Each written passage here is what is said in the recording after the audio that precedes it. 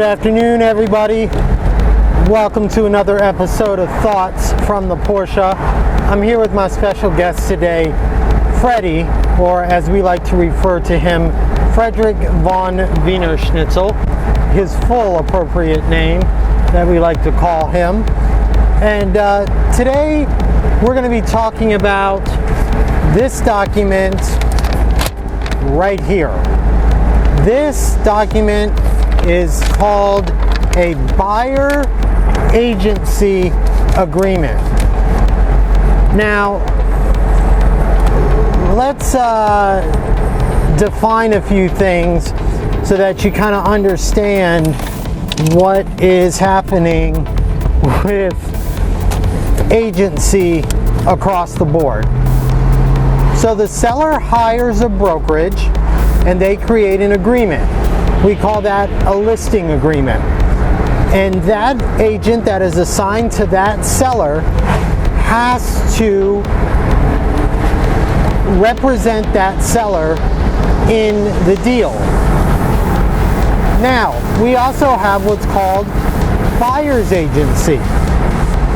And that comes when a buyer signs an agreement with a brokerage, and that agent's responsibility that's assigned to that buyer is to represent that buyer.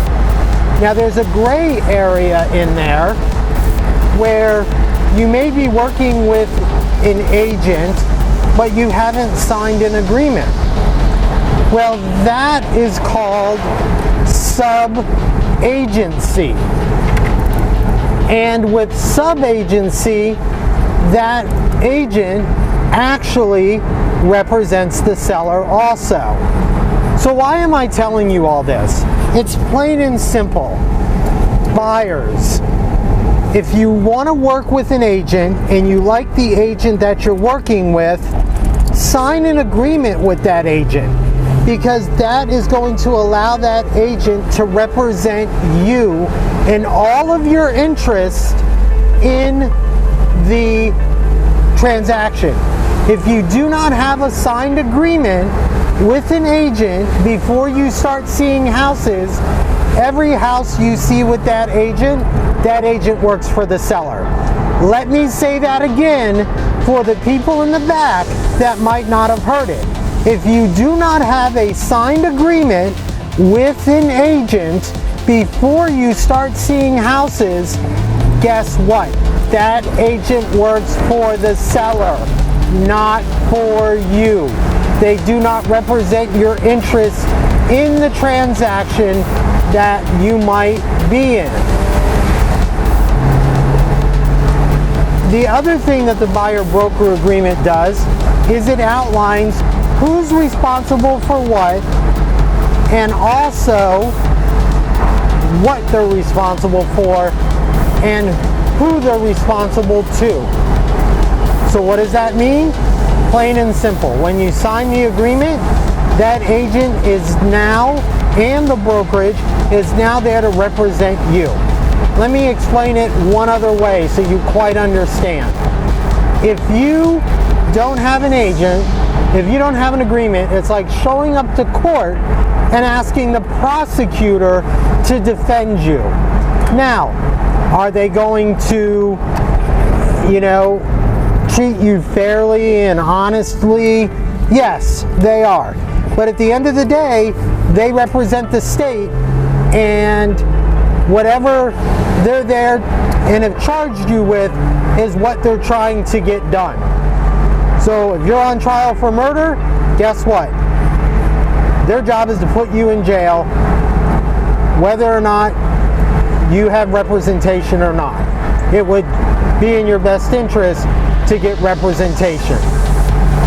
Representation in court, representation in a transaction. So next time you're out and you're meeting an agent, ask them, say, hey, where is my signed agreement that protects me in this transaction? And see what they say. If you want any questions or comments or anything, just throw them down below in the comment section. I'll be happy to answer them. Hey, if you want to meet and talk about what I can help you do in the space of real estate, I can do that too. We can always do that. In closing, I would like to thank everybody who commented, liked, shared, reached out to me from the first episode. It was a really hard episode to do, but it was something that I needed to do. If you like to be on the show, you want to be on Thoughts with the Porsche, or Thoughts from the Porsche, I should say, hit me up, let me know. Sean, I got your request, and I will be checking schedules and seeing what we can do to get you on the next episode. Have a great day, everybody. This is Aaron from TLG Estates with Thought from the Porsche.